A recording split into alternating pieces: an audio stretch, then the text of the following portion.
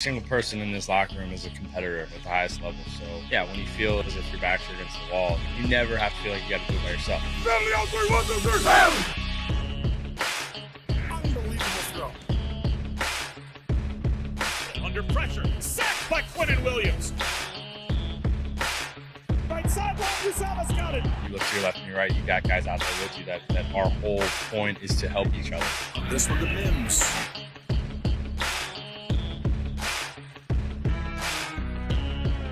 That's Corey Davis climbing the ladder. To be able to go out and lead these guys, just to know how hard these guys work and how important it is to them, and then you get that chance to lead them. Everything that happened that needed to happen for us, it almost felt like kind of like a sign, like get like a second chance almost. Gets extra pushes, running left. Maybe a little extra life to breathe into the locker room. Touchdown Jets. Welcome to the cockpit. My name's Ryan and I'll be your pilot tonight. I am oh so excited to talk to all you boys and girls about the Jets offseason plans and what we do at the quarterback situation. For those of you just hopping in, make sure you hit that like button. If you're new here, hit the subscribe button. In our live chat, I've got a poll question up for you guys. Would you rather have Derek Carr or Lamar Jackson? You guys can vote on that throughout the show. And then, yeah, we'll get into your comment questions. I'm going to go through some of my takes. I've got a few stories I want to go through, give you some of my opinions, and then we'll go into your phone call questions at 8:30. And then you guys get 3 minutes on the clock. And after 3 minutes, you get the chicken. Wherever the chicken is. Usually there's a pew, chicken flies across the screen. I got to figure that out. But yes, we will be talking about Derek Carr. We'll be talking about Lamar Jackson. We'll be talking about the offensive coordinator search. We'll be talking about everything playoff-wise. Basically anything you guys want to talk about. I have who starts at quarterback 2023. Do you want Lamar or Carr? Does Quinnen get re-signed? I want to give you guys my thoughts on a whole bunch of these topics. So before we jump into anything else, why Quinnen Williams won't get re-signed. So I wanted to talk about this because everyone is pretty on the positive side. Like Quinnen Williams is definitely going to get re-signed. We all want him here. Like, this is the move to make. And I completely agree with that. I think Quinnen Williams should 100% be re-signed. I would give him 4 years, $88 million, give him the $22 million a year, and make him the second highest paid defensive tackle behind Aaron Donald. I think that's 100% what you could do.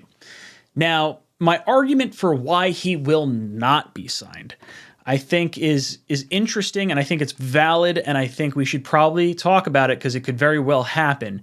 And that is Joe Douglas and Robert Saleh are squarely on the hot seat right now. If there is a situation where they get the chance to extend Quinnen Williams or play him on his smaller salary cap hit with his back against the wall to maybe get the most out of him in a quote-unquote contract year, maybe that's the route they go instead of spending the cap space when they could spend the cap space on players they don't have control over. That's the concern I have with Quinnen Williams. With Joe Douglas not having a guarantee beyond this year, I shouldn't say beyond this year. He does. He has a 6-year contract. But because of the maybe atmosphere around the Jets and the fear that there might be a playoff mandate, there may be some reservations in handing out a massive contract to someone already under contract, and they may want to bring in talent from outside the organization to influence the record for next year more than pay a player that is already under contract. And let me be clear, I do not want to do this. I want to pay Quinnen Williams, but I could understand a situation where this starts to get a little dicey. And I think for the long-term outlook of Robert Saleh and Joe Douglas, they should want to get Quinnen Williams under contract because the optics of having Quinnen Williams there, a homegrown player that was paid because he performed up to the level of standard for the organization, the caliber of prospect you want, the character you would like to have in a player. Quinnen Williams has been everything you want a New York Jet to be, and I think he should be re-signed. Just saying. There is a situation where maybe he does not get re-signed because of someone else's career long-term outlook instead of Quinnen's. Who knows? I don't want to see that happen, but I think it's squarely in the conversation. The next thing I want to talk about, Lamar Jackson or Derek Carr? It's the poll question that's in the chat. You guys can talk about that. There's pros and cons to both sides. As far as the Derek Carr stuff goes, the easiest thing for him is more than likely he will not have to be traded for unless he decides he wants to be a good guy, waive his no trade clause for the Oakland Raiders or the Vegas Raiders, and maybe not get the contract that he would have gotten on the open market. He may do that, but more than likely I think he's going to be a free agent, so you won't have to trade any assets for Derek Carr. When you consider his mindset, he's already been paid a lot of money throughout his career. I don't think new money is going to change what we've seen from Derek Carr first and foremost. I don't think his health or his I don't think the need to play is a concern. Like, he's played in 142 games of 144 after he got paid. I don't think he's going to have any concern with that. I think he has played up to a very high level throughout that. I think the consistency that Joe Douglas has kind of mentioned in his press conferences is why Derek Carr is going to be so high up on our lists. I also think there's just a championship pedigree at this point. That's the thing Derek Carr doesn't have. He has the money. I think there's a lot of pros with Derek Carr. I think you bring in Greg Olsen. I would bring him in as a senior offensive assistant. I know we've talked about who's the offensive coordinator going to be. A lot of Jet fans don't want Darrell Bevell. I like a lot of the candidates. We have interviewed 4, I believe. I'm going to go into them in this next segment after the quarterbacks. But Derek Carr, steady Eddie. You know what you're going to get out of him. Lamar Jackson, on the other hand. There is a lot of concern around Lamar Jackson, particularly around the amount of money you're going to have to pay him, the amount of draft picks you're going to have to give up, and whether or not his play style is indicative to a long career or if he's going to fizzle out a little faster.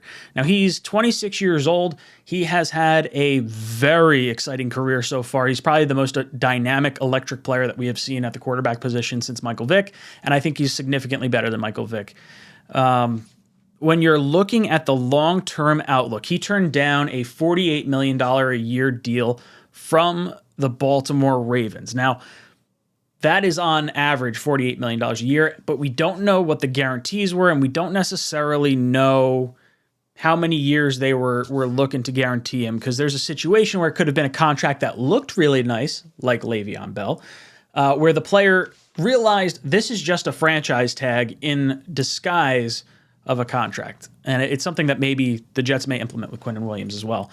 But Lamar Jackson, for me, is every bit the passer you need him to be. I think that's one concern. I think there's can Lamar win you a Super Bowl? And I think if you force him to pass, I think you could get a lot out of him. I mean, the amount of attempts he has is so few compared to that of Josh Allen or that of Tom Brady. I mean, if you gave Lamar Jackson the amount of attempts with his average per attempt, the same thing that Tom Brady had, he'd have over 5,000 yards this year, assuming the health was all there. So I'm not concerned with Lamar as a passer. I really am not. I'm not concerned with him getting hurt. The 2 times he got hurt over the last 2 years, he was throwing from the pocket. This was not a running quarterback situation. This is an injury that could have happened in the pocket to any quarterback at all. Lamar Jackson, I would argue, is closer to a wide receiver in the amount of hits he takes than he is a running back. Everyone wants to describe Lamar as a running back. I think he slides more frequently than not, and I think he runs out of bounds more frequently than not, and that's more so what you get out of the wide receiver position than the beating you take from the running back position. Because remember, you're running at every single person, like in front of the offensive line if you're a running back. With a wide receiver, you're kind of one-on-one with your cornerback. Maybe a safety comes over. Like you're getting a shot, but it's not, maybe the linebacker giving you the blast. So I'm not too concerned with Lamar as a passer. The Lamar as a health concern right now. He has played in, I believe it's 12 games the last 2 years, so he's missed 10 games over 2 years. Look, that is a concern. I think there's completely valid concerns with that. I would argue with that the backup position on our team with the talent we have could win games. We saw it with Flacco, with Mike White, with Zach Wilson. That's backup 33 and beyond level quarterback play. And I think you can win when you have your healthy complement of weapons in AVT and Breece Hall. I don't think Lamar missing a little bit of time is a huge concern because of how dynamic he is when he's on the field. Now, maybe that's not worth the $50 million a year that he's going to be looking to get. And I completely understand that side of things. Lamar Jackson, in my point of view, is not the quarterback for the New York Jets. I think there's an excitement level. I think if you miss out on Derek Carr, I'd be cool with going after Lamar, but I think Carr should be the guy that you go after because you're not giving up the draft picks. You're not giving up the insane contract. You're not giving it up to a guy who hasn't been paid yet either. Like there's certain, I don't know. It's interesting to see how changing organizations could change a player. Lamar Jackson has only played with John Harbaugh. Derek Carr has played under 4 head coaches. I have more confidence in Derek Carr getting paid and coming to New York, playing under a new head coach, which would be his 5th head coach, as opposed to having someone like Lamar, who maybe has not been paid, has only played under 1 head coach. And there's a lot more maybe confusion or mystery that could be surrounding the quarterback situation. Now, that being said, the Jets have the tight ends to succeed with Lamar Jackson. The Jets have the running back in Breece Hall to succeed with Lamar Jackson. The Jets have wide receivers that can catch the ball near the line of scrimmage, similar to a tight end, that Lamar Jackson can take advantage of. I can absolutely envision a world where I am 100% on board with Lamar Jackson and have a really exciting year of football with him next season. I just think we need the tackle. I think with Carr, you need the tackle, which I think is beneficial because you don't have to trade anything for him. So that's good. With Lamar, you may not need the tackle quite so bad because he's so maneuverable and can run around as much as he can. You may be able to kind of alleviate some of those offensive line woes more than with someone that's more of a pocket passer in Derek Carr. Look, I understand both guys have not won a bunch of games in the playoffs. Derek Carr has none. Lamar Jackson has, I believe he's 1-3 in the playoffs. So not a fantastic record on that front either. And you can argue, why would a team let either one of these quarterbacks go if they were a franchise quarterback? I think with Derek Carr, it's more so about needing a change of scenery. I think he's been through 4 head coaches, and you can argue he's probably close to like a Kirk Cousins level. Which I would say if the Jets had Kirk Cousins plus the number 6 overall pick plus the 3 second-round picks that they would have had they not had to trade up for Sam Darnold that same year and got Kirk Cousins instead, I think the Jets would be in Super Bowl contention right now. I think we'd be in the playoffs right now, and I think we would be in really, really good shape. Now, maybe you don't have someone like Garrett Wilson or Sauce Gardner because you would not have been picking as high as you would have with Kirk Cousins. But I do think at this current point in time, Derek Carr could win you a bunch of games like Kirk Cousins, and I think Derek Carr is better than Kirk Cousins. Lamar Jackson, there is a mystery that surrounds Lamar, and can you win with a quarterback like Lamar? I'll be honest, if you lose out on Carr, there's an excitement level surrounding Lamar that I would just enjoy. I don't care. Bring in another quarterback that can back him up. I don't know, who that would be. Some running style quarterback. Maybe he's not as, I don't want to call it as important, but maybe he's not as necessary. Like maybe he's easier replaced from he runs around dynamic. But Lamar's a good passer. Like I don't want it to get it twisted that Lamar, everyone's going to say Lamar's not a quarterback, he's a running back. Lamar's a good passer.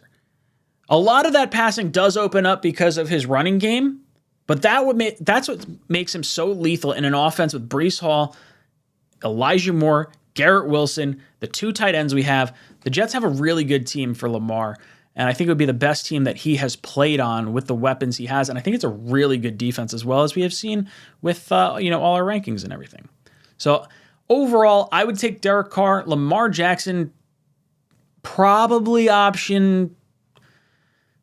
he might be option 3 or 4. I think there's an argument for Rodgers. There's an argument for Jimmy G if you want to go back to Zach and not give up all the picks. But I like Lamar. I think as far as possibly winning a Super Bowl, Carr and Lamar are the 2 guys that make the most sense for the New York Jets.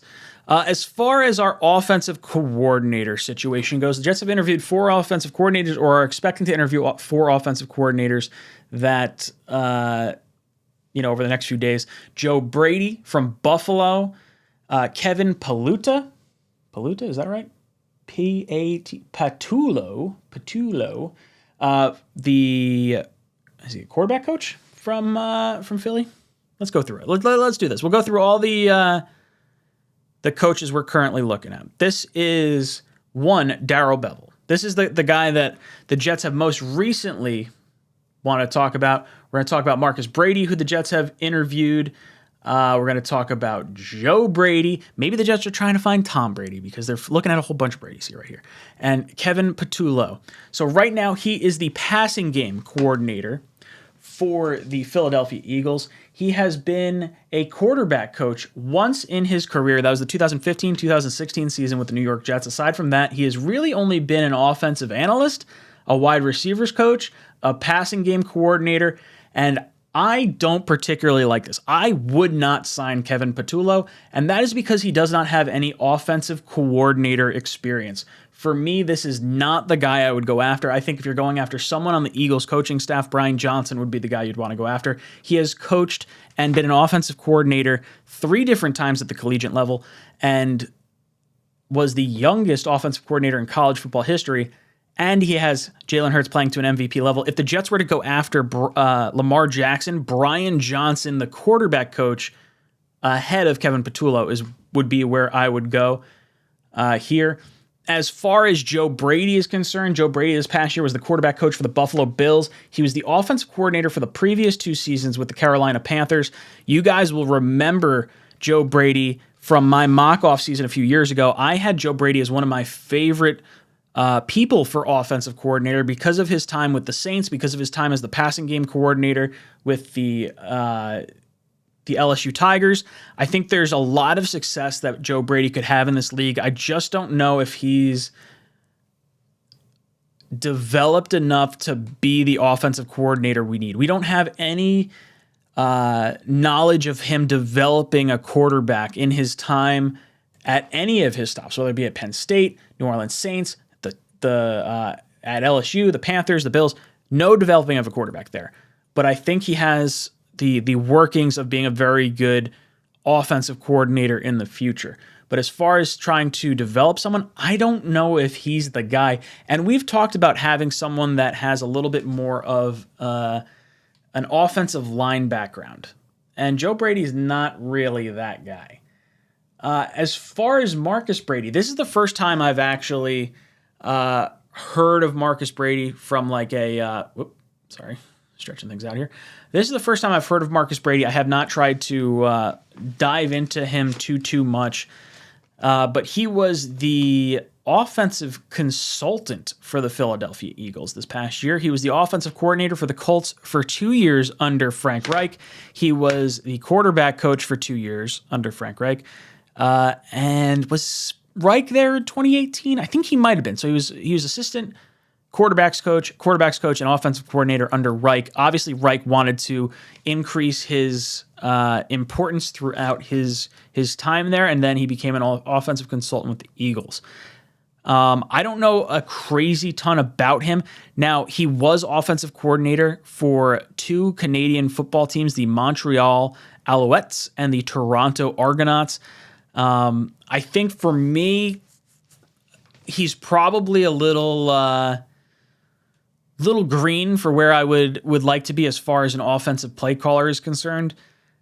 The fourth guy that I talked about in my mock offseason, this is one that I do think the Jets should go after. I know a lot of Jet fans do not particularly like this, and that's Darrell Bevell, the offensive coordinator, the quarterbacks coach and passing game coordinator for the Miami Dolphins. He made Tua look really good this year. Last year, he didn't have Trevor Lawrence looking great, but after Urban Meyer was fired, he opened up Trevor a little bit more. Trevor started opening up a little bit more. He was the interim head coach for both the Lions and the Jaguars, so obviously both owners felt he was capable enough to step in if he had to. He hasn't been a head coach in his career yet, from like a, before the season type thing. He's been the offensive coordinator at 4 different stops. He was the OC at Minnesota, with the Seahawks, with the Lions, and then again with the Jaguars. He was the offensive coordinator for both Adrian Peterson and Marshawn Lynch when they were in their primes. And he drafted or was a part of the coaching staff that drafted Travis Etienne in the first round with the Jacksonville Jaguars. So for me, I think he makes the most sense from the standpoint of what do we have on our team currently? Can we take advantage of it? And who takes advantage of it the best? This guy with the tie to Robert Saleh in Seattle, for me, is the guy that we should go after. Now, I understand you don't want to hear it with the run or the pass play on the goal line in the Super Bowl. There is a little bit of speculation that play was called because they wanted Russell Wilson to win that game as opposed to Marshawn Lynch. So, for me, I don't necessarily, hang Bevel's career on one bad call, whether it was his or not.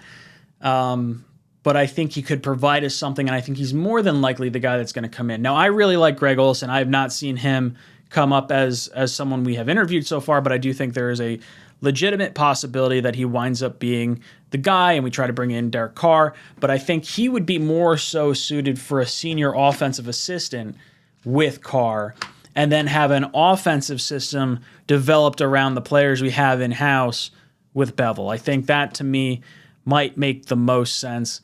So yeah, that's my thoughts on the Jets for this week as far as things that I'm aware that things have kind of that have popped up. Let's see. Dana Jones. Let me get into some super chats here before we get to the phone calls. I'll throw that up on the screen. Let's see. Dana, where you at? Dana Jones says Lamar Jackson don't deserve his talents. Oh, Ravens don't deserve his talents. Yeah, look, I think it's weird that they're not paying him, and I think that does speak volumes about how they feel about the quarterback, and I think you should absolutely do your due diligence before paying him $250 million fully guaranteed. I think there is a fool's gold aspect to Lamar Jackson that could be very, very real. Now, that being said, I think the Ravens have built their offense around him. I think if he leaves, if I were them, I would go after Justin Fields, and I think they won't skip too much of a beat jumping from one guy to the next. It's just an odd situation all the way around because quarterbacks like Lamar, from a talent perspective, never hit the open market here. Blitz Crew drops in, says, I see Carr like a Pennington with a better arm and able to stay healthy. Yeah, I think that's a good way to kind of consider Derek Carr. I think you look at him kind of like a steady Eddie, stable sort of quarterback. You don't have to wonder too much about the highs and lows. I think it's what you see is what you're going to get. I think the ceiling with Lamar is astronomically higher, and I think when you're looking at would you rather have Lamar or would you rather have Derek Carr, there's probably an argument for Lamar over Derek Carr because of the ceiling like we mentioned. But the availability of Derek Carr, we always talk about availability being the best ability, and I think that, to me, is why I would want Derek Carr more than Lamar Jackson. If I know I'm getting 250 yards a week and 2 touchdowns from Derek Carr, sign me up for that. Because you mix that with Breece Hall, I think we got a rock-solid offense.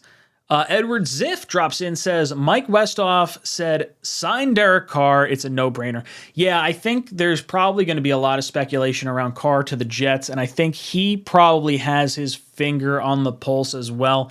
Players generally, I know there's, you're not allowed to be tampering with different teams and whatnot, but agents can talk to agents and players can talk to players, and I think Derek Carr probably understands that there's a lot of money to be had with the New York Jets. I think the concern is if the Dolphins decide they're not going with Tua, that Carr could go there. Outside of that, maybe Indianapolis, but with Indy with such an early pick, I think they can keep Matt Ryan for a year, allow him to be the bridge quarterback for the rookie they eventually end up drafting. But yeah, Derek Carr, I think he's a no-brainer, Edward. I completely agree. All right, let's pull up the call-ins. Where is this? Bam! All right. Call-ins are on the screen. Let me populate the link in the live chat so you guys can jump on in.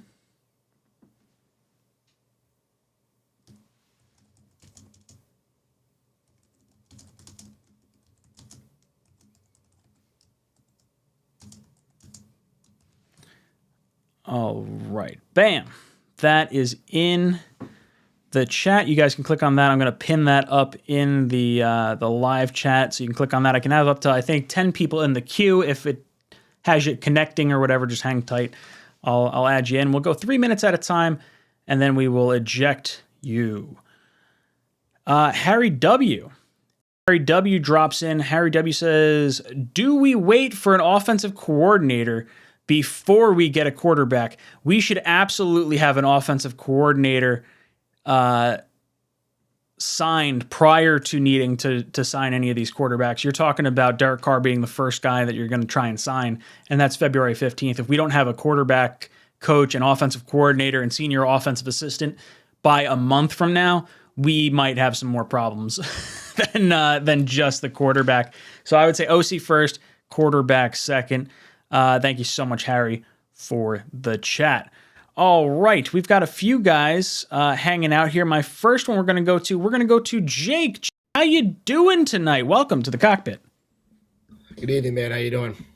Hanging in there. What are your thoughts on the Jets quarterback situation, the whole Lamar rumors and everything going on with the Jets?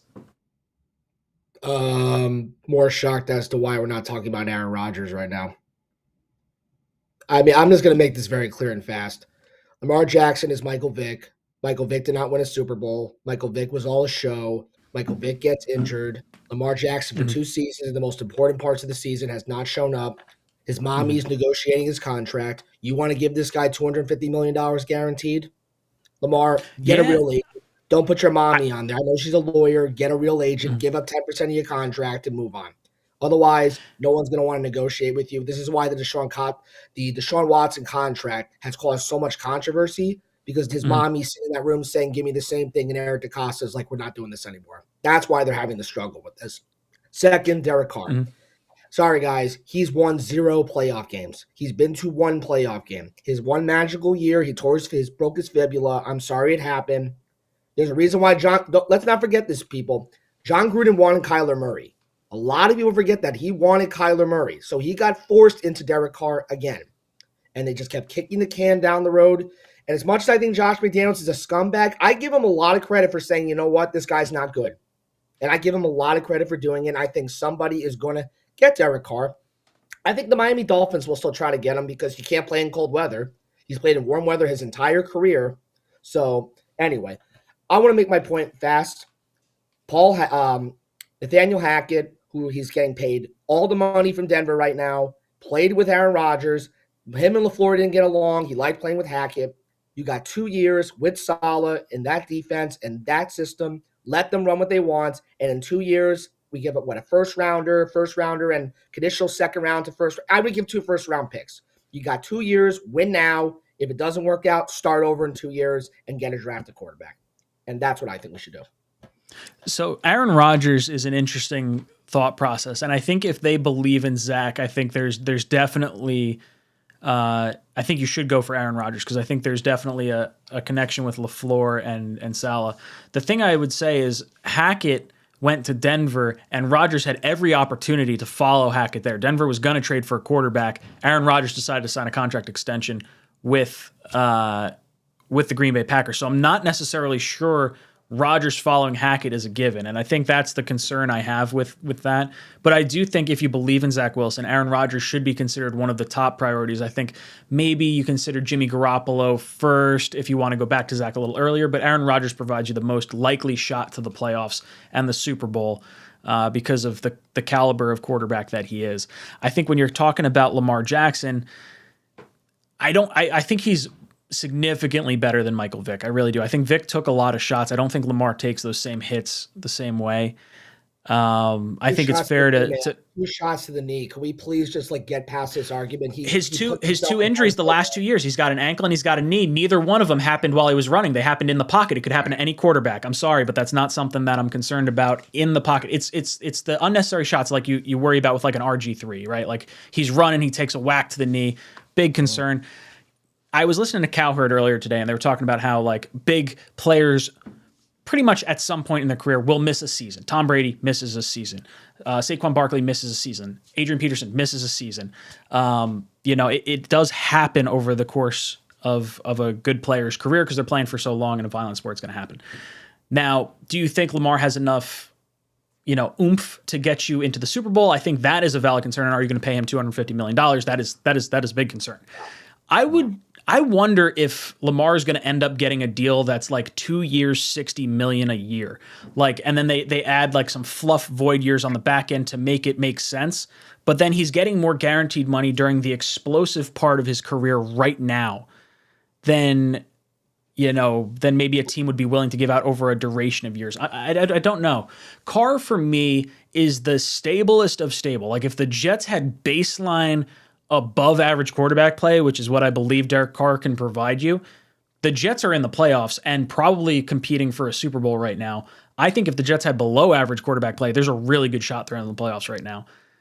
I don't know. I would take Lamar. I would take Carr in a heartbeat. I think if you trust Zach, you go the Aaron Rodgers route, like you were saying. Jake, anything else to add to that? I just think it's time to get a proven quarterback. Get a guy who's won MVPs, who's been there before. Lamar has won 1 playoff game. Carr has won 0 playoff games. Look at the quarterbacks in the playoffs right now. There's a reason why we list down Trevor Lawrence, and we could have maybe had Peterson, but that's a whole other thing. That wasn't probably going to happen anyway. This is how you win. We want to show we can win the next 2 years. This is Saleh's chance to win it. If you cannot do this in the next 2 years, they're all gone. Start over, get a new quarterback. That's what I really believe at this point. I have no patience to wait and try a middle. Derek Carr, Kirk Cousins, Ryan Tannehill. That's what that category is. It's not. It'll get you in the playoffs. It won't get you a Super Bowl. Sorry. Kirk Cousins with a number 6 overall pick plus 3 additional second-round picks might have got us to the playoffs. I'm not going to lie. I think if we didn't have Sam Darnold, we just had Kirk. I think it wouldn't have ended up too bad. Jake, thank you so much for the call. You've been ejected from the cockpit. I've got Charles Gorman. Charles, how you doing tonight? Good, man. I just want to let you know, the guy I understand made some good, valid points, but the thing is, Aaron Rodgers has a flaky personality. And his personality, I don't think will be able to handle the New York media. Now, don't get me wrong. I'm not saying Aaron Rodgers is a scumbag. He's far from that, but his personality kind of makes you want to rub the wrong way. You know what I'm saying, Ryan? Sure, yeah. Look, Aaron Rodgers definitely comes off like a douchebag. I'm not going to lie, but I think he's definitely the best quarterback you can get. I think he's probably the least likely to get injured because he gets the ball out of his hand quick. He knows our offense. He has a relationship with Zach. Like, I totally get the aspect of going after Rodgers. I don't think he's going to even cost you that much. Like the previous caller mentioned 2 first-round picks. I don't think it's going to cost you a first-round pick, let alone 2. I think you look at Aaron Rodgers and he has so much guaranteed money. All he has to do is say, hey, Green Bay, I'm retiring and your cap space is screwed. His cap hit is basically a no-trade clause. He can dictate where he goes because he can waive that number and go wherever he wants. I think he plays for 2 more years. I think there's a really good shot he ends up with the Jets. Look, I would love Aaron Rodgers, but the thing is, can he handle the media? I mean, people want to complain about Derek Carr, that he can't win a playoff game, that he can't play in cold weather. The thing is that he never really had a good defense. He's a good guy. I mean, he doesn't badmouth people. He's a devout Christian, which I know may not matter to some people, but you know what I'm saying. He's a good person. He's a good dude. He's a leader. And the guy has more 4,000-yard passing seasons than previous Jet quarterbacks combined. We haven't had a 4,000-yard passer since Joe freaking Namath. Yeah, look, Carr provides a stability at the quarterback's position that we just have never had. Like, Chad Pennington's probably the closest thing we've had, and he had injury issues. Well, Chad Pennington was a good quarterback and, a classy dude and a leader, but he never really had a strong arm. He was just more like a Drew Brees kind of guy where was more like accurate with his passes, kind of like an assassin type of a quarterback who would just pick you apart. But I know a lot of Jet fans want Lamar Jackson, but the thing is, the guy, I do somewhat agree that he's a lot like Michael Vick, but to me, he's a better passer than Michael Vick. Michael Vick, a lot of times, relied too much on the one play with the flick of the wrist where he'll throw a bomb down the field. Don't get me wrong, Michael Vick had some good years in the NFL, but to me, he was never that great of a passer. Well, Lamar, I'm not saying he's a great passer, but he definitely doesn't throw bad passes. You know what I'm saying? Like, he doesn't have like Josh Allen where he greatly improved his passing. He's not like Patrick Mahomes where he improved his passing. He's not like Joe Burrow or Justin Herbert. Guys that have strong as hell arms but can throw beautiful passes and accurately as well. Another thing I want to say is that I would definitely like to get Greg Olsen as our offensive coordinator. Sure. I like Greg Olsen. I would prefer him as our senior offensive assistant. If we needed him as OC to get Carr, that's fine. I think Carr is more important than whoever the OC ultimately ends up being. For me, I wouldn't discount Lamar based on him as a quarterback or whatever. If he had the attempts that Brady had, based on his per attempt, he would have had over 5,000 yards, staying healthy. So I'm not concerned with Lamar the passer. But yeah, look, Greg Olsen, Derek Carr, sign me up. I'm 100% on board. Charles, thank you so much for the call. You've been ejected from the cockpit. All right, next up we got Lima Bean. Lima Bean, how you doing tonight, brother? Pretty good for the most part. I mean, I felt like this weekend was almost anti-Jets because you had on one side Trevor Lawrence coming back with 4 touchdowns after 4 picks to win a playoff game. On the other side, you got Brian Daboll beating the Vikings. So it was kind of like double salt almost. So Yup. Oh, trust me. My mom texted me. She's like, "How you watching the Jaguars game?" I was like, "Yeah, Trevor Lawrence has 4 interceptions. It's a beautiful thing. There's nothing more that I would like to see than Trevor Lawrence just totally flaming out in a playoff game." And then he comes back, and I just have to say, I was hoping for his demise. I want him to look absolutely terrible at all times. Trust me. And it's not dude, I don't want him to look good. It makes us look that much worse, and like it hurts that much more. It's Peyton Manning all over again. So I just don't. It is, right? He's a good quarterback. I think he's going to be good. I'm not going to take anything away from him. No, like the fact that he pulled that off, it was like, man, he's going to be good. It feels like at this point. But fun thing, at first I was all in on Greg Olsen, but then I saw a Buffalo Jets fan video all about like why not to hire him. And it's like apparently Derek Carr's 2 worst years were with Greg Olsen out of the 3 years he's had him. And after that stop, he went to the Jaguars with Blake Bortles, and Blake Bortles was awful. Like, so basically everywhere he's went, other than I guess the Rams with under Sean McVay, he's not been a viable OC. So that kind of made me take a step back. Now, again, I don't know. Mark Bolger, 4,000 yards. Steven Jackson, 1,500 yards. 2 receivers over 1,000 yards. He had like one of the most prolific offenses ever with the Rams. I get it, but I think that's more Sean McVay, to be honest. That's the concern that Buffalo Jet fans brought up, because everywhere where he has to mold a quarterback, not this Rams, old Rams with Mark Bolger. Old Rams, Mark Bolger, Steven Jackson, Torrey Holt, Isaac Bruce. I guess something else is I don't know what's happening. Because he was offensive assistant. He wasn't OC at the Rams this time around. I guess maybe as a play caller or peer molder, he can't be the only one to be relied on. So that's one. As for the other quarterbacks, I'm scared because it's like I see all the potential, but like, is Jimmy G like a product of who's like Shanahan? Like, you see what Purdy did, like, and on the other hand, Derek Carr, I'm afraid, like, is he like on the downswing and we're gonna get him and all of a sudden he's gonna become like mediocre to worse? And then with Lamar Jackson, makes me wonder is like this guy's an MVP. Why are the Ravens giving him? What do they know that we don't? There has to be something if they're actually going to give him. Personally, I think he's going to stay there and it'll be all fine. But if he is going, what's the deal? He's young and like amazing. So there's that. Yeah. And another. There's going to be warts with any one of these quarterbacks. If you're talking about Derek Carr, the concern on him is, can he get you enough to win anything? He's gone through 4 different coaches, which I consider actually like a comfort. He's coming here to New York. I trust that he can at least put up the baseline stats we have seen throughout his entire career. If he had played to his career average in a yards per game for these final 2 games that he was not playing in, he would have owned 8 of our top 9 passing seasons in our franchise's history. We have such a bad passing history that it doesn't really matter. Like, anyone would have had. But that's what I'm saying. Like we were looking for like below average quarterback play from Zach Wilson to like be in the playoffs and be competing and whatnot. And Derek Carr is going to give you like the best quarterback play we've ever had, let alone like top 8 to 12 quarterback play. That's why, I mean, as crazy as it sounds, I'm actually thinking about Aaron Rodgers. And I know we're repeating history again because I'm afraid he's going to go 8-3 and tear his rotator cuff. But like, it's just, there's something about it like that. I like, what if like we could calculate in a bottle, like. I like Rodgers. If Rodgers says I want to go to New York,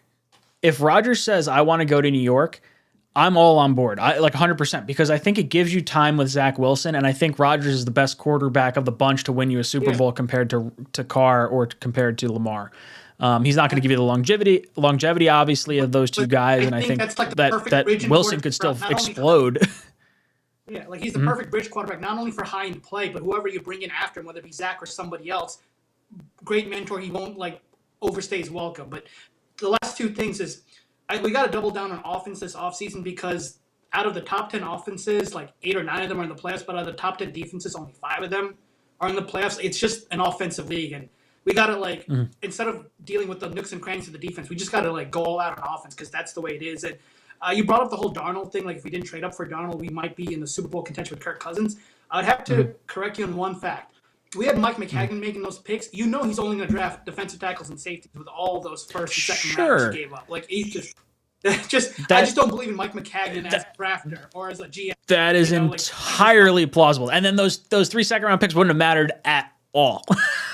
At all. He did get his Quinnen, though. That was almost like a all of those picks, man. It would have been all of them. He would just draft Jakai Play all over again. I want Jamal Adams for 8 picks. That's what we're getting. Lima B, thank you so much for the call. You have been ejected from the cockpit. Joe and Blitz Crew, I'm going to get to you in just a second. Want to jump through some super chats real quick. Legendary DN says, just make a video comparing Carr versus Lamar on all the stats and locker room media, behavior, injuries, and trade value, money costs. # Team Lamar. Legendary, I think I might have to do that. I have had so many discussions about people, not about people, but with people about Derek Carr, about Lamar Jackson. And I'm arguing both sides. Like I have no problem with either one of these quarterbacks. I would say I lean Derek Carr because of how much it's going to cost to go after Lamar Jackson. If he gets the non-exclusive franchise tag and Lamar only costs you 2 first-round picks, I mean, I'll be honest, I'm cool with it. Like if you don't get Carr in February, then why not go after Lamar? Now, you have inside knowledge with Aaron Rodgers, with Matt LaFleur being in Green Bay. You should have a pulse on that. If you think you're going to get Aaron Rodgers, don't trade for Lamar Jackson. That's fine too. How much do you believe in Zach Wilson? That will depend on if you believe in Aaron Rodgers. Or maybe it's just a situation where you have enough faith in Aaron Rodgers and Joe Douglas and Robert Saleh feel, hey, that buys us 2 years. Let's do it. Let's go in. But yeah, I should make a Carr Lamar video because I feel like I'm going to beat myself to death over this particular topic.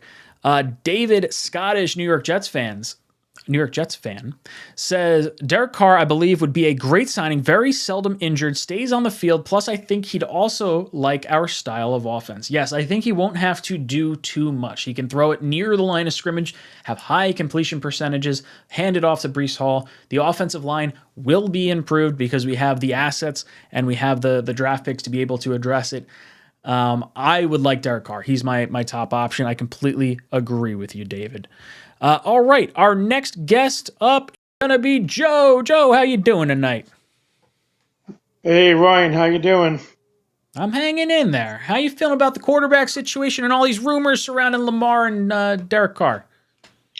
I think everybody's playing Monday quarterback because everybody was on the Zach Wilson train until he started doing bad. Now everybody, in hindsight's looking back and saying, oh, we should have never drafted him. We always knew he was a bust.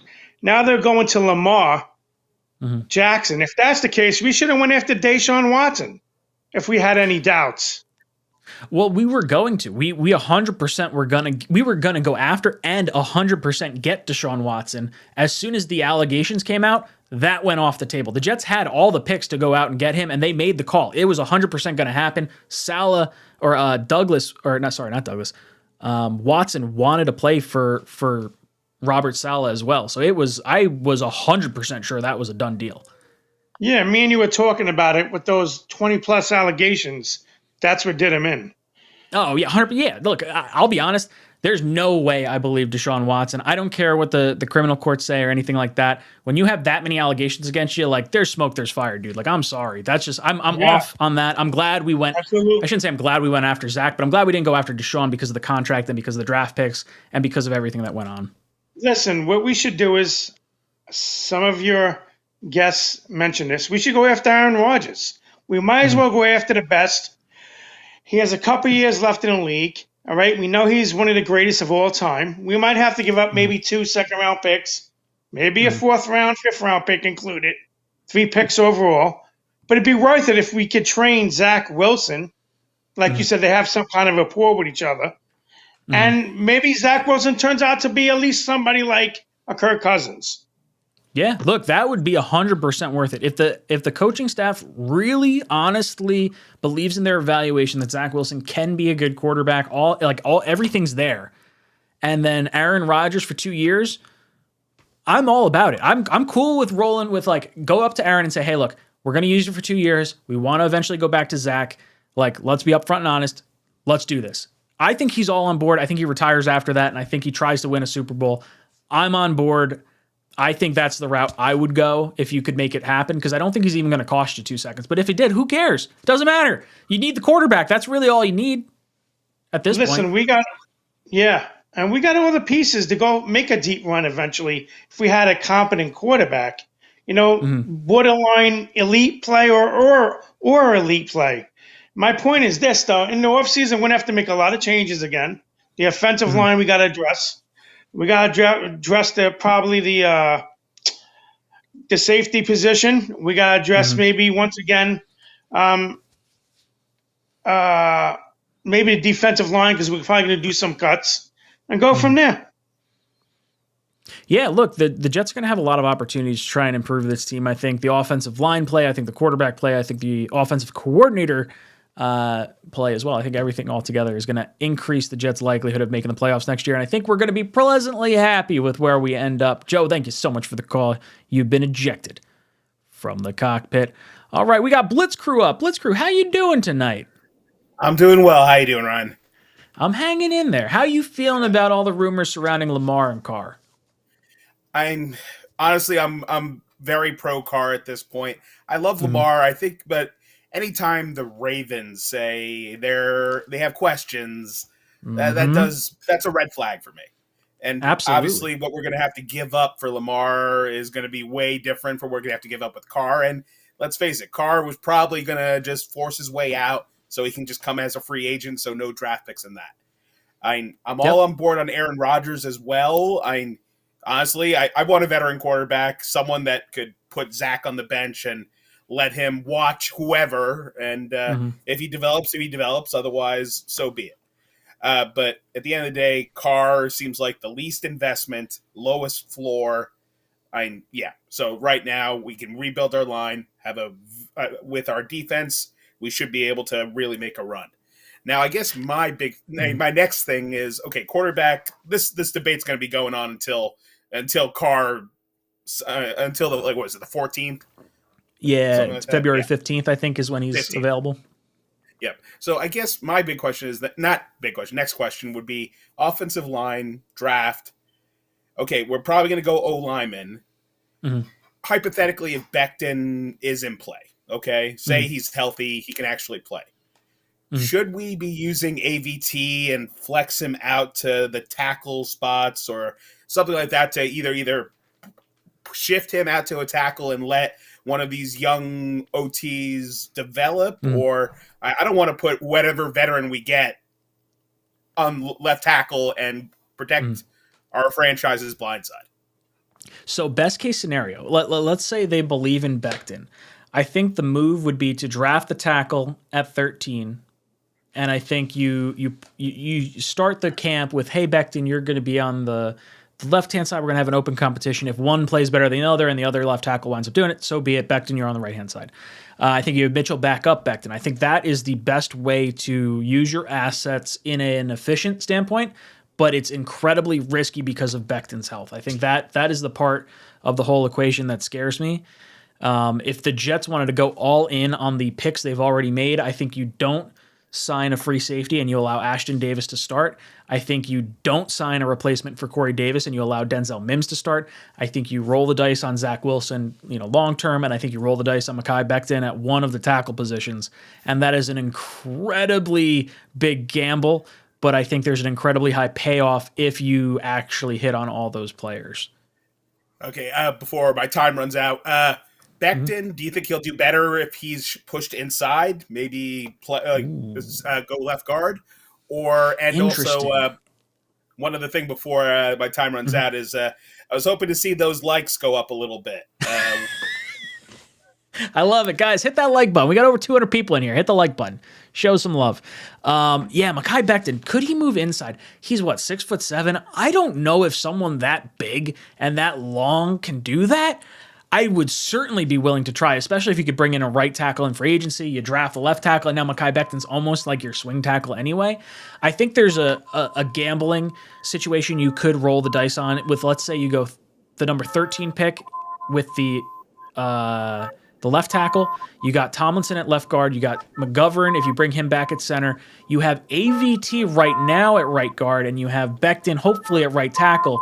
If Becton doesn't work out, you kick AVT back out to right guard. Maybe you drafted the center that I wanted us to in Stromberg, who plays guard and center. Now you move him to guard to replace AVT, and now AVT's over there. And now you have saved yourself some money while giving yourself a little bit of positional flexibility and then allowing maybe a year of transition between Stromberg going from guard to center. I think that there's an interesting, compelling argument for that.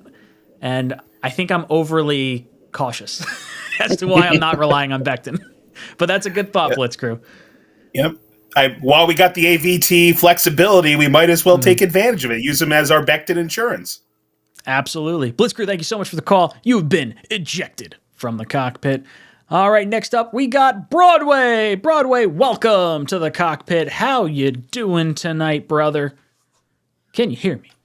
Ryan, we're doing pretty good. Can you hear me? I can hear you. How you feeling about the Jets quarterback situation going into the offseason? I feel like every Jet fan. We don't have a quarterback. But here's the thing, Ryan, and I just let me say salute to the Jet fans quickly. The Jets have never had a superstar of this magnitude in my years. Okay? I'm a Jet fan 40 years. Okay? It is time for them to push their chips in the middle and go after Lamar Jackson. Ooh. That would be so much fun. Like, as much as people are absolutely shitting on the idea of going after Lamar, the fact that any Jet fan is crapping on the idea of going after a former MVP quarterback is bonkers to me. I don't care about the money. It's Woody Johnson's money. Figure it out. Spread the cap hit over a bunch of years. Yeah, it's Woody's money. Who cares? That's how I feel about offensive coordinator and senior offensive assistant. Woody spend $10 million a year. I don't care. Get the quarterback coaches right, at least. It doesn't count against the cap. It doesn't matter. You know what I mean? It's some Jet fans, I don't know if you remember this. I want to say about 12 or 13 years ago, Woody was on, I think it was WFAN, and he said, and I'm paraphrasing, in his opinion, that position should always be manned by a star. Okay? Since that point when he said that, he's had Fitzpatrick, Geno, and a bunch of other losers. It is time to hold him to that edict. That position needs a star, Woody. Period. Yeah. Not a retread, a star. Do you think Derek Carr's not that star? Derek Carr, here's the thing. We've fallen so in love with the defense, we think you could just put any chef in the kitchen and bam, bingo, bango, presto, playoffs. It doesn't work like that. But you look at Carr, and he has had consistent stats through 4 head coaches. Like, that is the definition of consistent. If you bring him here, I have the most confidence that he's going to be able to put up at least those stats compared to Lamar, who has only had success in a custom-tailored offense to his liking in Greg Roman. Now, granted, Greg Roman and Joe Douglas do have a connection from their time in Baltimore, so I could see a situation where Lamar gets moved. Maybe Roman comes to New York as the OC, and then Lamar comes in. There are some options here. Two words to end your night. Fitzpatrick. Fitzpatrick's one word. I I love it. Broadway, you've been ejected from the cockpit. Fitzpatrick. It's 3 syllables, too. It's not even 2 words. Fitzpatrick. That was fun. Good stuff. All right, next up, we got Christian. Christian, welcome to the cockpit. Hey, Ryan. How you doing? I'm hanging in there. How you feeling about the Jets quarterback situation for next year? Honestly, for me, it's really confusing because, like, I'm torn between, Carr, Garoppolo, and Jackson. Mm-hmm. It's just, I'm not sure if I want Lamar because, sure, he's really good and he's better than the 3 Jets quarterbacks right now combined. Mm-hmm. But considering his injury history, I'm not sure if I'm willing to risk that. And the thing with Carr is, I'm sure he got benched and there's a reason for it, but he's been really consistent. And how many head coaches has that guy gone through now? 4 head coaches. And look, he got benched because of his guaranteed money. They wanted to move off from him, so it wasn't a quality of play thing that got him benched. It was look, we know we're not going after you. You might be a tradable commodity, so we're not going to injure you. Or risk you getting injured and having to pay you all that money. So, I think Derek Carr is the right option. I think it's the 100% the right way to go. When you listen to Douglas talk about consistency, Derek Carr is that. he is the closest thing to Kirk Cousins since Kirk Cousins. Yeah, and I agree. Like, Jimmy Garoppolo is not a bad option either, but his injury history certainly has to deal with it. I think Jimmy Garoppolo would make more sense for me if you believe in Zach Wilson, because then at least there's a situation where, okay, Jimmy G goes down 12 games into the season. We've at least had Zach sit for 12 games. Maybe now he's able to kind of hit the ground running here. Yeah, and I know the right now Jimmy G's of, probably like 3 on my list-ish. Second, third. Yeah. And I know how unpopular this might sound to a bunch of other fans online, but I think that you're shitting on Zach Wilson too much because he's only his second season, but I agree that you might be pissed off with him. But the reason why, if you do not let him play and let him learn from his mistakes, look at Trevor Lawrence. He played shit and he's learned and he's now playing well. Why can't we do that with Zach? And even if we do get Derek Carr or Lamar Jackson, let Zach sit. So by the time their time with the Jets is up, Zach can fill in and be the quarterback for the foreseeable future after they are gone.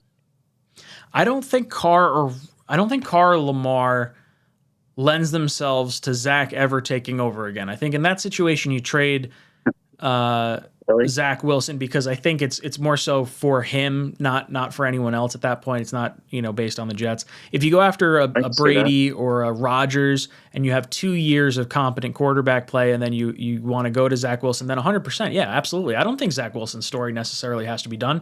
How many quarterbacks have we seen over the years that have sat for extended period of times? Geno Smith, Alex Smith. Not that Alex Smith sat. Alex Smith played, but it took a long time for him to actually have a successful career. Would it be a really remarkable turnaround with Zach Wilson? Yeah, I think it would. But if you can figure out the mechanics and maybe build an offense around what he feels comfortable doing, maybe it's LaFleur that was the issue. I think that's why you saw the pull the plug of the offensive coordinator. And I think there's a better chance that Zach turns it around than Zach turning it around with the same offensive coordinator, I guess. Or at least there's a higher percentage chance. Christian, thank you so much for the call. You've been ejected from the cockpit. All right, we got Angelo. Angelo, how you doing tonight? And then Thomas Cahill. I'll get to your super chat in just a second. Let me talk to Angelo real quick, and then we'll move on. So, Angelo, how you doing tonight? I'm doing fine, and you, Ryan? I'm hanging in there. How you feeling about this Lamar, Carr, Rodgers sort of quarterback situation we got going on? Well, I think Derek Carr will be a great fit for the Jets. He's a veteran, and he's a good quarterback. And I think that Zach Wilson can learn off of him. Mm-hmm. Yeah, I think so too. I think Carr, to me, he feels more like someone who would be willing to share knowledge than maybe some other quarterbacks because of the trials and tribulations he's been through already. I really like Carr. I feel like he wears his emotions on his sleeve. I don't know. Stability to me is the key. With the injury history that we've had as a team so far, Lamar does scare me in that capacity. Yeah, they're not going to get Lamar because Baltimore going to put a tag on him and it's going to cost him too much to get him. So I think Derek Carr would be the best move. I don't think Jimmy Garoppolo will be a good fit for them because, like I said, he get injured too much. So you want somebody. I tell you, I really would be a great fit for them is Aaron Rodgers, though. Oh yeah, no, I think it makes a ton of sense to get Aaron Rodgers as long as he's willing to waive that guarantee and allow a trade to New York. The only thing I would say, and a few of my buddies have mentioned this to me, is does Rodgers want to follow the same path as Favre? Because he's always going to be compared to Favre because of his Green Bay status, and if he goes to New York, he's basically following that verbatim. I would argue that Aaron Rodgers can surpass Brett Favre in that Jet situation because we went to that 8-3 mark and he tore his labrum or whatever it was and then didn't make the playoffs. So I think Rodgers can take us there. That would be my one worry is does he actually do it? Yeah, but he got to look at it like you have a better chance on going to the Jets and maybe win a Super Bowl because we got a great defense. Only thing we need is a good quarterback. That's what's holding us up. For sure. I think there's probably some thoughts to Rodgers going to Vegas to reunite with Devontae Adams. Maybe Tennessee if they're moving on from Ryan Tannehill. Maybe he goes over to the opposite conference where LaFleur came from over to Vrabel. I think that's a possibility. I think Miami's a possibility if they wind up not rolling with Tua. Like, there's a lot of situations where I could see Rodgers going to a few different spots. I hope Rodgers would be an option for the New York Jets, and I think maybe the Zach connection allows that to happen. We'll see. I think he would love the media. I think that's the one thing that would draw Rodgers here. Yeah, and they need to get rid of Corey Davis. He drops the ball too much. Yeah, I think Corey Davis is probably on his way out. He was Zach Wilson's one of his favorite targets, him and Berrios. I think both guys are probably gone. You move on from them this offseason. Allow Zach to learn with new guys while he's sitting and learning behind whatever quarterback you wind up bringing in anyway. Angelo, thank you so much for the call. You have been ejected from the cockpit. All right. Move on to some of these super chats. Let's see. We got Thomas Cahill. Thomas says, Ryan, we need Branch at safety and Schmitz at offensive line center. Carr is it. Look, we need offensive line help. We need safety help. I would absolutely forego safety and linebacker if I felt we could protect our quarterback and have success on the offensive side of the ball. Like I would trust our pass rushers and our cornerbacks in that type of situation. But yeah, look, I would like to add a safety. I think Branch is possible. I think I don't know. I mean, was it Antonio Johnson, the other kid from Alabama, and then God bless me. Sorry. Bless me. Bless you. Whatever. Who knows? We'll see. I think, look, offensive line center, yeah. I'm on board, Thomas. Carr is the answer for me. Blitzcrew. Blitzcrew drops in, says, need a quarterback who is comfortable with more plays than picking up his mom's friends. Yeah, I guess if you get like Aaron Rodgers, he's probably one of his mom's friends. He's more like the same age. Like Aaron Rodgers being like almost 40 and Zach Wilson being like almost 20, like almost puts him at Zach Wilson's mom's age. That would be a goofy situation. I don't know. Whatever. He goes from banging moms to, well, banging friends' moms. Good stuff, Blitzcrew. All right, next up, we got Rez. Rez, thank you so much for calling in. Welcome to the cockpit. Hey, what's up, man? Good to have you. So I'm all okay with the whole Lamar thing. I personally don't think it's going to happen. I'm actually leaning towards Derek Carr. Most of the stuff that you guys are mentioning. Also, I feel like the skill position guys would be utilized better with Carr. I might be wrong, man, but it's something about Lamar being a dual threat. I feel like it creates certain wrinkles. It might not be beneficial. I don't know where our O-line stands, even if we patch it up. You know what I mean? But I think there's some concerns with Carr for sure. I think spreading the ball around, I don't think is necessary. Moving parts. Yeah, well, I don't think it's necessarily insurmountable. Like, if you look at Elijah Moore and you look at Garrett Wilson, they have some really good success running down the field. But I think if you're going with the boom or bust plays where it's like, okay, we're going to do a double move and we're going to bomb it to Mims, to Garrett Wilson, or we're going to utilize these short slants, I think you can utilize them similarly to the tight end position where they're around the line of scrimmage, you're doing some bubble screens, some RPOs with Breece Hall. I think there's some really nice things to like with Lamar Jackson and an offense here, but I agree with you. I think Carr is the way to go. I think the fact that you don't have to trade for him is absolutely massive. The consistency is absolutely huge. For me, I think our young guys could do well because of how we have. You look at Russell Wilson. Russell Wilson has been under one head coach, one coaching system. Goes over to Denver, shits the bed. Deshaun Watson gets traded, not really doing so hot under new coaching staff right now. Lamar Jackson could very well be the same thing. They've custom tailor-made that offense. Like that is a concern. I think Carr at least has shown he can. Yeah. It's the four coaches he's played with. Like, I trust Carr to perform the same way he has more than I trust maybe Lamar or some other quarterbacks. Yeah, man. That's kind of plus. I don't expect CD to come back. We're not going to have Barrios. And then whatever young or free agent or unrestricted, whoever we bring in, obviously he's going to be an adjustment period. It's kind of like what Zach had with Jeff Smith, that kind of thing. Sure. Carr obviously can build repertoire with any of our receivers. We got a ton of talent. But I'm hopeful to have a guy like Denzel Mims catching 30-yard bombs. And I just don't know if I see that with L-Jack, especially with how our O-line is right now at the moment. I think the one thing with I don't know, man. The nice thing with Carr is I consider him more statuesque, obviously, than Lamar. So I think it gives you that first, the number 13 pick to draft a lineman. I think that helps. I think with Lamar, you can almost get away with, not taking a lineman first round because of the mobility. It's not something I would necessarily advise if you can avoid it, but. Sorry. I think it's possible.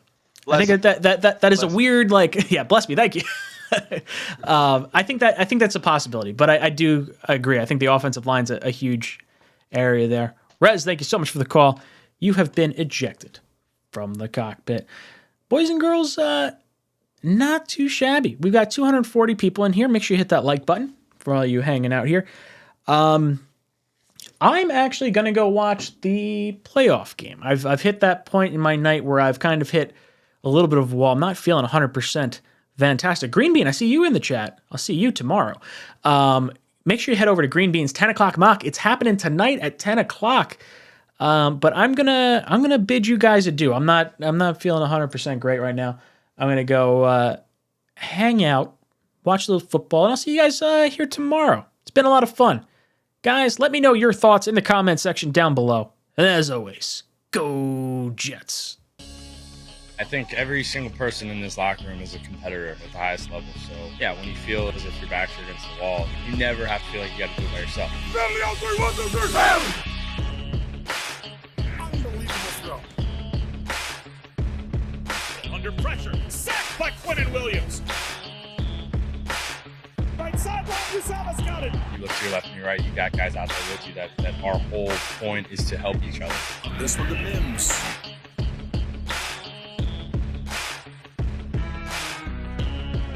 That's Corey Davis climbing the ladder. To be able to go out and lead these guys, just to know how hard these guys work and how important it is to them, and then you get that chance to lead them. Everything that happened that needed to happen for us, it almost felt like kind of like a sign, like get like a second chance almost. Gets extra pushes, running left. Maybe a little extra life breathing in the locker. Touchdown Jets.